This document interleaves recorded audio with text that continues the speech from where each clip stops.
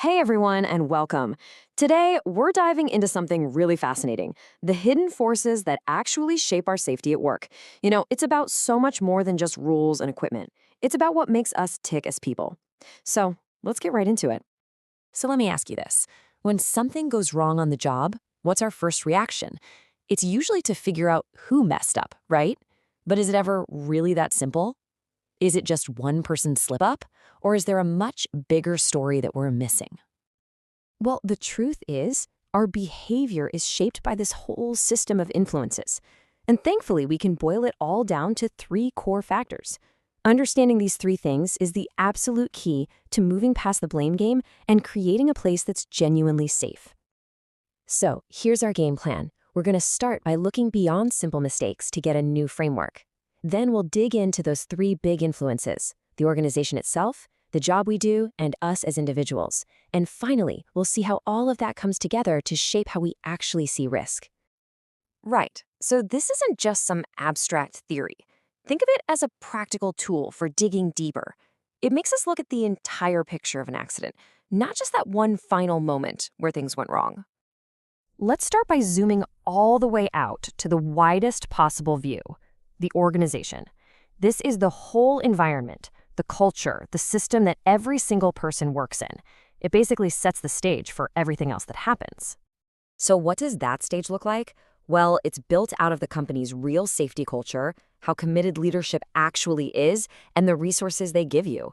It even gets into things like work shifts and the pressure you feel from your coworkers.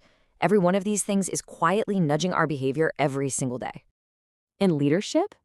Man, does it have a huge impact. Just look at the difference here. On one side, you've got managers who are actually there, who provide the right tools, and who make safety a real priority. On the other, you've got leaders who cut corners to save a buck. Which place do you think is safer? It's obvious, right? The decisions made at the top create ripples that affect everyone. All right, let's move to our second factor. We're going to zoom in a little bit now from the whole company down to the specific job a person has to do. Because how that work is designed, it's a massive, massive influence on safety. A badly designed job can set up even the very best employee to fail. We're talking about things like, how complicated is the task? Is there crazy time pressure? What about the environment? Is it super noisy or hot? Are the instructions even clear? Each one of these is a critical piece of the safety puzzle. This example just nails it. Put yourself in that accountant's shoes. They're being asked to do an impossible amount of work in one day. They're rushed, they're stressed, and the chance of making a huge mistake just skyrockets. See, this isn't about that person being careless.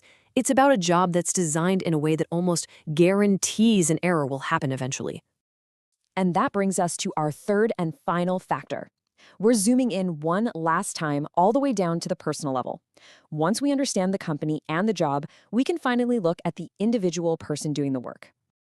And of course, every single one of us brings our own unique stuff to the job. This includes our level of training and know-how, our personality, our attitude about things, and what really motivates us. All of this plays a huge part in the choices we make. Motivation is a perfect example of this. A company can try to motivate people through fear, punishment and threats. Or it can use positive reinforcement, recognizing and rewarding people for working safely. Which one do you think actually builds a lasting culture of safety? Positive motivation makes people want to be safe instead of just being afraid of getting in trouble. It's a game changer. Okay, so we've got the organization, the job, and the individual. But how does it all fit together? Well, it all converges in this really powerful psychological process: our perception of risk. The way we see and understand danger is shaped by all three of those factors we just talked about. It really starts with attitude. And an attitude is just your point of view, how you think and feel about something. It's the lens you see the world through, and that includes all the potential hazards at your job. And that lens directly affects your risk perception. This is your brain actively taking in information from your senses, the sound of a machine, a weird smell, and deciding, is this safe or is this dangerous? It's your built-in danger detector. But here's the really important part, that danger detector isn't always right. Our perception can get warped, it can get distorted. So what kinds of things can mess with our ability to see risk clearly? Oh, a whole bunch of things. Being tired or stressed out can seriously lower your guard. Past experience can make you complacent. You get that dangerous thought, I've done this 100 times, it'll be fine. Even your safety gear can work against you. I mean, think about it. If your safety goggles are all fogged up, sure, you're wearing them, but they're actually blocking your view of a hazard. They are literally distorting your perception of risk. So here's the bottom line. These three factors are totally interconnected. An organizational decision to cancel safety training to save money, combined with a job that has unclear instructions and crazy time pressure, given to a worker who is absolutely exhausted from a double shift. You can see how these things stack up to create the perfect storm for an accident. It is never, ever just one thing. So I want you to take this idea back to your own job. Try to look beyond the obvious rules and signs. What are the unseen factors in the organization, in the way the jobs are designed, or even with the people themselves that are shaping safety right now? What's really going on under the surface?